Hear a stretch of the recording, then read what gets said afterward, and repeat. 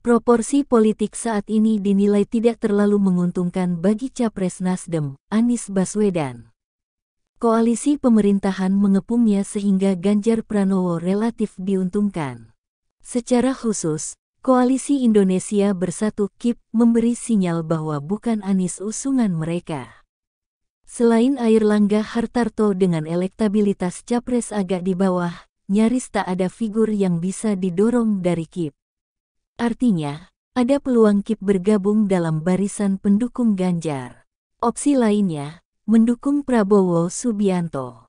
Atau bahkan bisa saja mendukung keduanya jika skema paket Prabowo-Ganjar terbentuk. Airlangga Hartarto, Ketua Umum Golkar, bahkan secara tegas mengungkapkan tidak akan mengusung figur yang membawa politik identitas. Selama ini, hanya Anies yang selalu dikaitkan dengan terminologi itu, bermula dari Pilgub DKI. Meski sebetulnya, semua kubu memiliki politik identitas.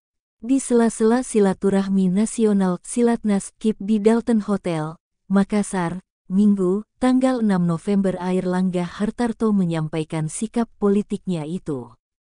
Kita menyepakati bahwa politik menuju politik 2024 itu harus dipenuhi dengan gagasan dan pemikiran untuk kemajuan bangsa. Bukan politik identitas yang dapat memecah belah bangsa kita. Kita ingin politik yang inklusif menyatukan gagasan dan pemikiran untuk membuat Indonesia lebih baik sebagai partai politik yang berpengalaman, kata Airlangga. Hanya, pernyataan Airlangga itu dinilai sebagai bentuk propaganda belaka. Sekaligus sinyal bahwa KIP tidak akan mengusung Anies Baswedan sebagai capres.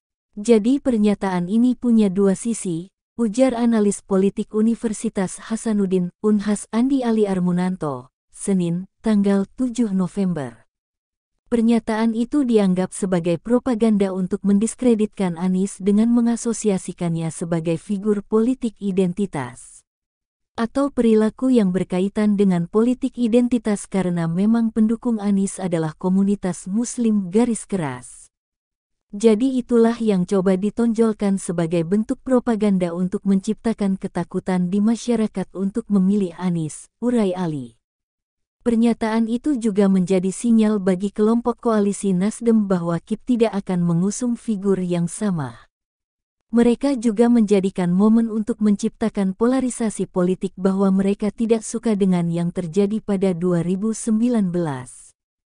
Juga sekaligus kode bahwa KIP akan memilih kandidat yang tidak punya sejarah identitas politik.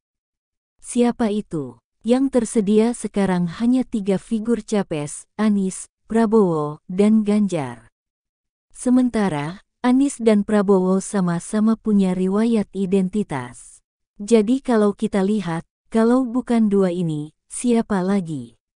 Pasti Ganjar, jelas Ali. Hal ini juga menjadi bargaining untuk dua partai lain yang disebut segera bergabung ke KIP. Jika itu terjadi, kemungkinan hanya 2 atau 3 paket saja yang bertarung di Pilpres 2024. Sekarang yang belum jelas arahnya tersisa PDIP sehingga bisa saja yang dimaksud partai yang akan bergabung itu adalah PDIP. Tapi, kita juga belum tahu apakah KIP yang bergabung ke PDIP atau sebaliknya.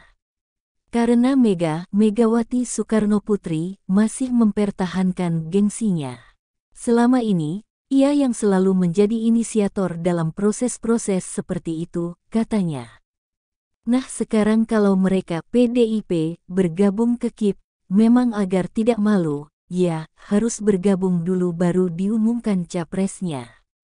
Kalau diumumkan baru gabung, itu aib bagi Mega, pungkas Ali. Bagaimana dengan Anies yang terus diserang?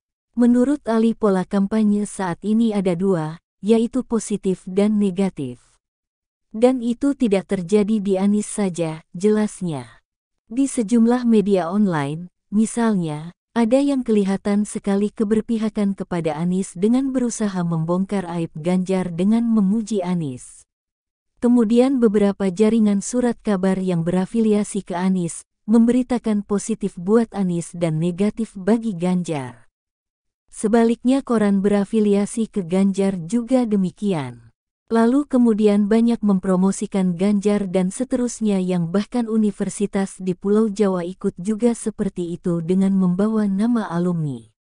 Itulah yang menciptakan pola-pola kampanye.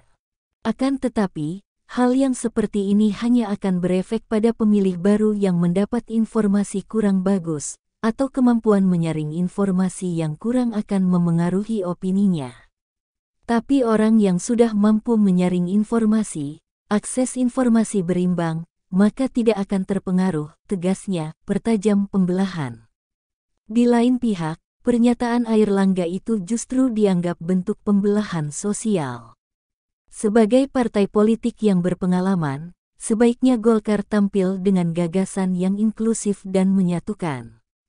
Bukan mereproduksi gagasan yang telah terbukti menghadirkan pembelahan sosial, yang berkepanjangan, ujar analis politik Unismuh Makassar Al-Luhur Priyanto.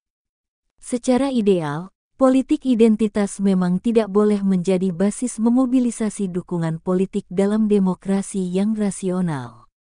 Akan tetapi, sekarang ini makna politik identitas telah direbut dan ditafsir secara tunggal oleh kelompok politik tertentu. Dalam perspektif pilihan rasional, stereotyping dan framing politik identitas pada satu golongan atau kelompok perlu terus dipelihara untuk merebut dan mempertahankan dukungan. Politik identitas telah menjadi identitas politik baru, yang digunakan melawan kekuatan politik yang berbeda. Jadi saya kira politik Pilpres 2024 harus melepaskan diri dari gagasan yang menimbulkan pembelahan sosial, pungkas dosen FISIP Unismuh Makassar itu. Jadi bagaimana menurut Anda? Fajar.co.id